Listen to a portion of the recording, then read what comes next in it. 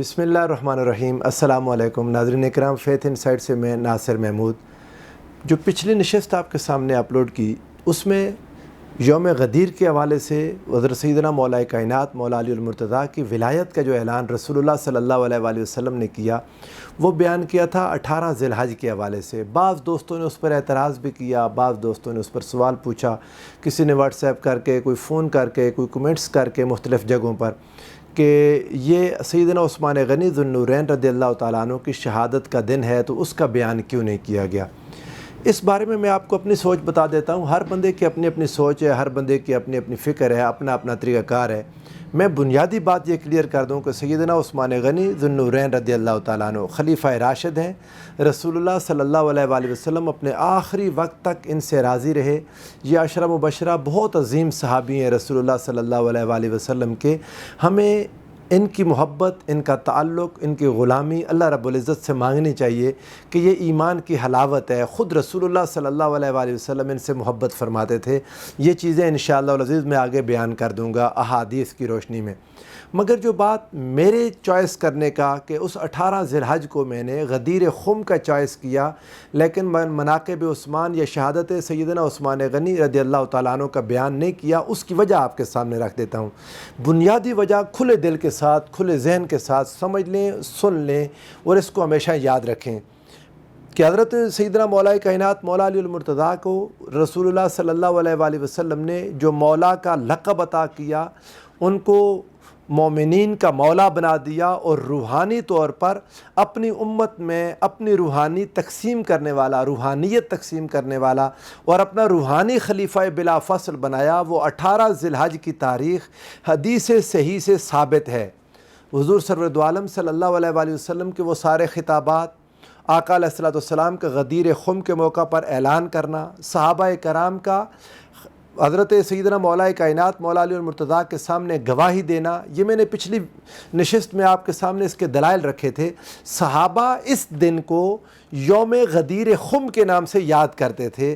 تاکہ 35 ہجری آ گیا اور 35 ہجری میں سیدنا عثمان غنی رضی اللہ تعالیٰ عنہ شہید ہوئے، یعنی 25 سال کے بعد 18 ذی الحج وہ 10 ہجری کی تاریخ تھی جب رسول اللہ صلی اللہ علیہ وآلہ وسلم نے خطبہ حجۃ الوداع دیا۔ خطبہ حج دینے کے بعد آقا علیہ السلام مدینہ واپسی پر غدیر کے مقام پر رکے، اعلان کیا۔ یہ 10 ہجری ہے۔ سیدنا عثمان غنی رضی اللہ تعالیٰ عنہ 35 ہجری کو وصال فرما رہے ہیں، تو آپ اندازہ کریں 35 سال کے بعد ایک واقعہ ہوا، اور وہ واقعہ بہت بڑا واقعہ امت مصطفیٰ کریم صلی اللہ علیہ وآلہ وسلم اس کے بعد سے اکٹھی نہیں ہو سکی، بہت بڑا سانحہ تھا۔ اور یقیناً سیدنا عثمان غنی رضی اللہ تعالیٰ عنہ مظلوم شہید ہوئے، آپ کا خون کسی پر بھی حلال نہیں تھا، آپ مباح الدم نہیں تھے، آپ کو شہید کیا، بہت بڑی زیادتی ہوئی۔ مگر یہ واقعہ 25 سال کے بعد ہوا۔ آپ ذرا میرے ساتھ چلیں اور بات کو سمجھنے کی کوشش کریں۔ 25 سال بعد ہوا، وہ بھی ذو الحج کی کوئی مقرر تاریخ حدیث صحیح یا حتیٰ کہ کوئی غریب حدیث، ضعیف حدیث سے بھی حضرت عثمان غنی رضی اللہ تعالیٰ عنہ کی شہادت کی پکی تاریخ نہیں مل سکتی۔ یہ جو 18 ذی الحج کا فیصلہ کیا، یہ بہت سارے اقوال میں سے ایک قول پر آج کے دور میں پاکستان میں زیادہ تر لوگ اس پر متفق ہو گئے، اور ہوا یہ کہ اس دن کو اخباروں میں، ٹی وی پر عام لوگوں میں مشہور ہو گیا کہ سیدنا عثمان غنی رضی اللہ تعالیٰ عنہ کا یوم شہادت ہے۔ حقیقت اس کے برعکس ہے۔ حقیقت کیا ہے؟ کئی اقوال ہیں،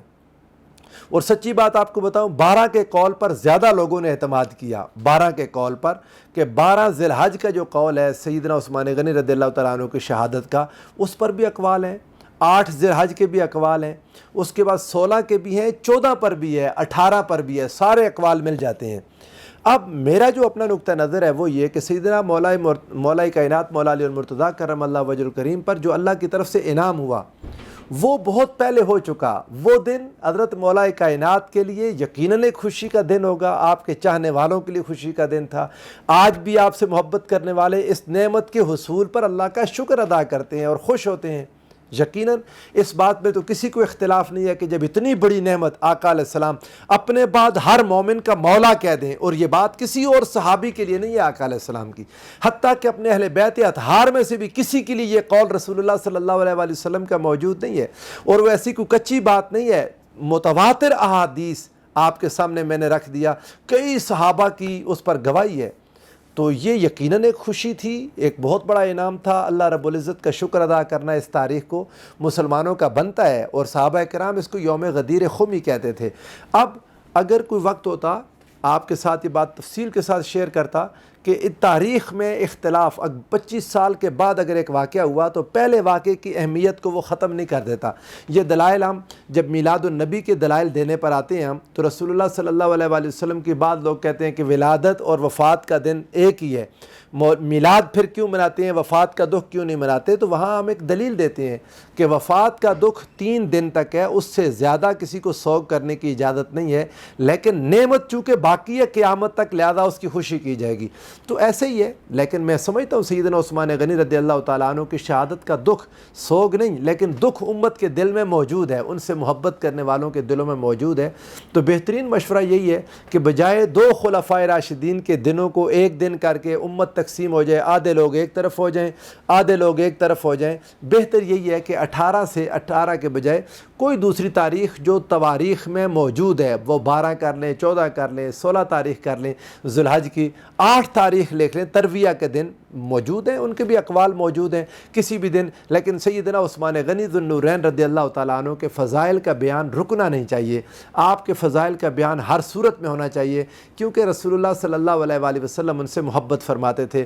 چند ضروری باتیں آپ کی شان کے باب میں سن لیں۔ آپ عشرہ مبشرہ میں سے ہیں، احادیث کی نمبرنگ آپ کو نہیں دے سکتا، اتنا وقت نہیں، نشست بہت طویل ہو جائے گی۔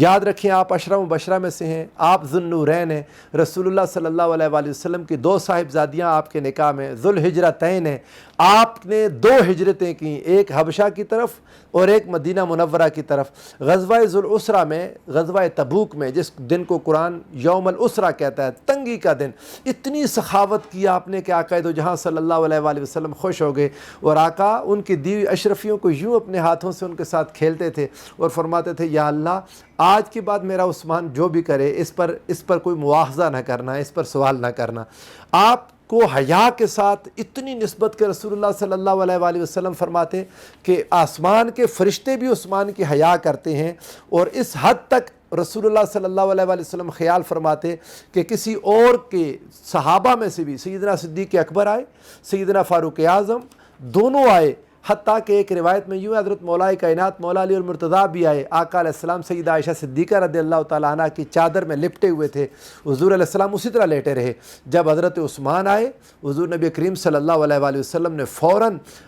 چادر ہٹا دی، حضرت سیدہ عائشہ سے کہا اس چادر کو ایک طرف کر دو، اپنے کپڑوں کو نیچے فرمایا۔ آقا علیہ السلام کی پنڈلی مبارک ننگی تھی، حضرت عائشہ صدیقہ رضی اللہ تعالیٰ عنہ نے سوال کیا یا رسول اللہ آپ نے ایسا کیوں کیا؟ اس حدیث کا نمبر نوٹ کر لیں، مسند امام احمد بن حنبل میں یہ حدیث پاک 12254 اور 12255 نمبر، یہ 2 روایات ہیں۔ پھر اس کے بعد امام مسلم کے پاس 2401 2401 نمبر حدیث جو میں بھی آپ کو بیان کر رہا ہوں 2401، اس حدیث پاک کا نمبر نوٹ کر لیں۔ اس میں سیدہ عائشہ صدیقہ رضی اللہ تعالیٰ عنہ نے عرض کیا یا رسول اللہ صلی اللہ تعالیٰ علیہ وسلم آپ نے باقی لوگوں کے آتے ہوئے، حضرت ابوبکر و عمر آئے تو آپ نے ایسا نہیں کیا، لیکن عثمان کے لیے آپ نے ایسا کیا۔ تو آقا علیہ السلام نے فرمایا ان عثمان رجل حیی و انی خشیت ان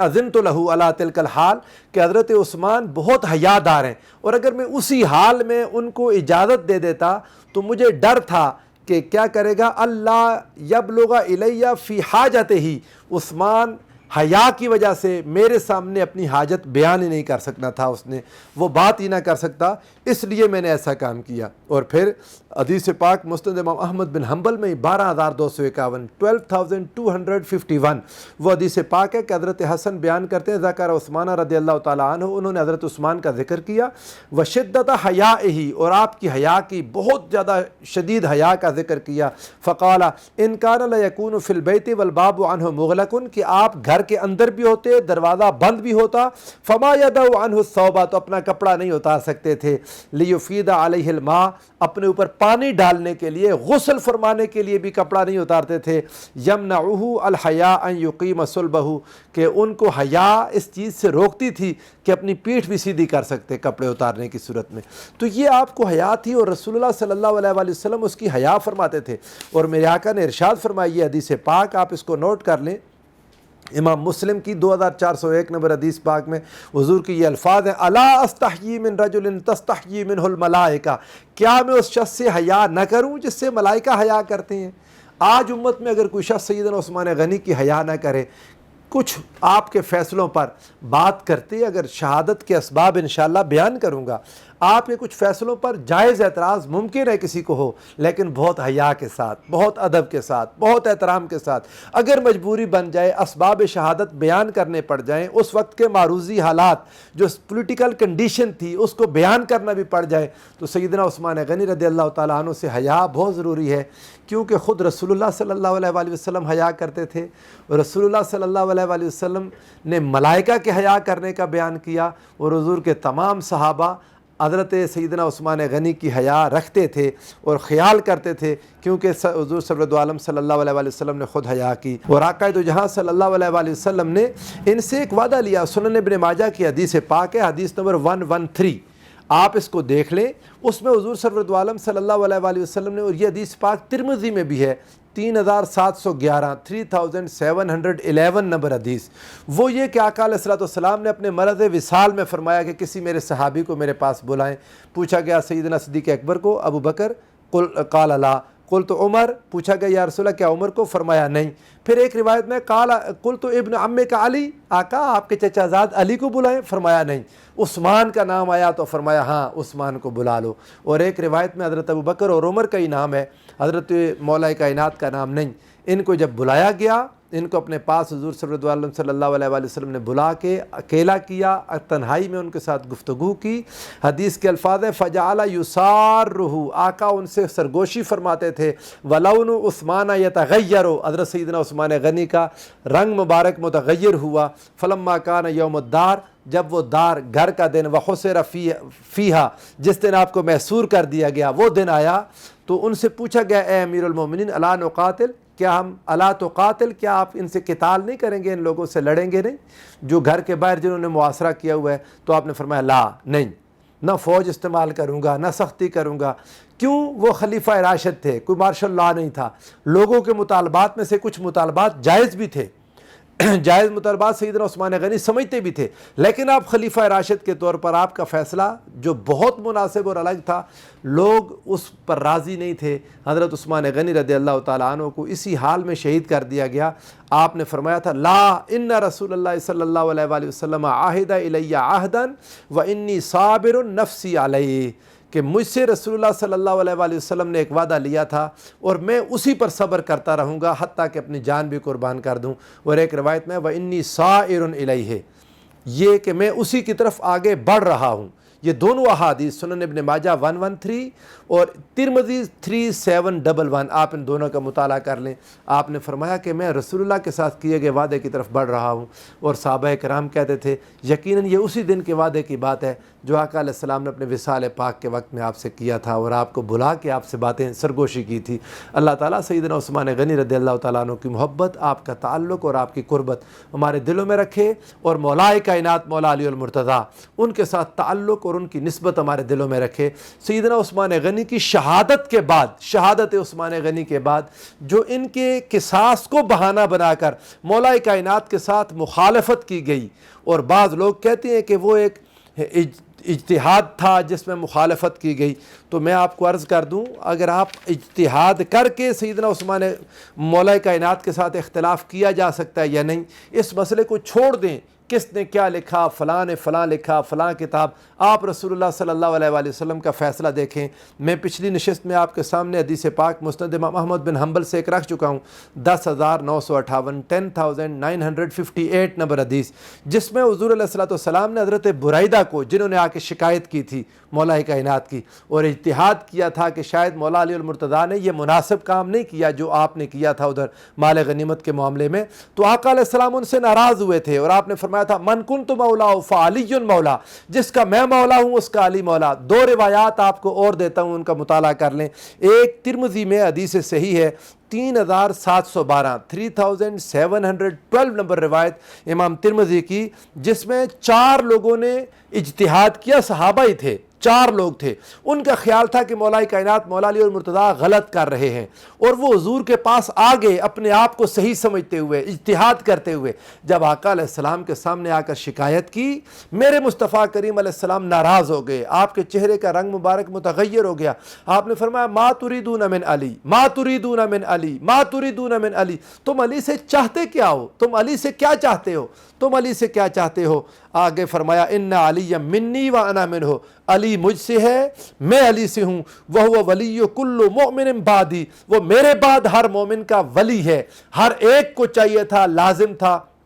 مولا علی المرتضیٰ کی بات مانتے اور اجتہاد کرنے کی۔ تو رسول اللہ صلی اللہ علیہ وآلہ وسلم نے اس معاملے میں ان کے خلاف، ان کی مخالفت کرنے کی اجازت نہیں دی تھی کسی بھی صورت۔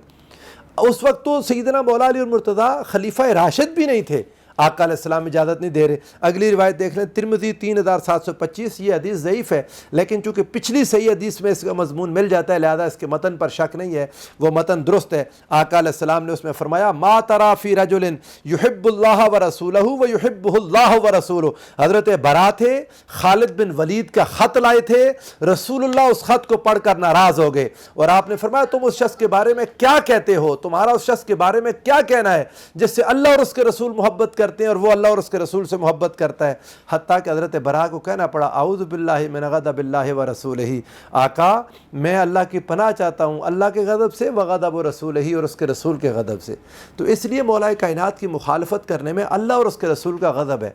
اللہ اور اس کے رسول کی ناراضگی ہے۔ اس لیے مولا علی المرتضیٰ کرم اللہ وجہ الکریم کا ساتھ رہنے میں، آپ کی محبت میں ایمان اور سلامتی ہے۔ اللہ رب العزت ہمیں صحابہ کرام اور حضور کے اہل بیت اطہار کی غلامی، محبت اور عشق نصیب فرمائے۔ والسلام علیکم ورحمۃ اللہ وبرکاتہ۔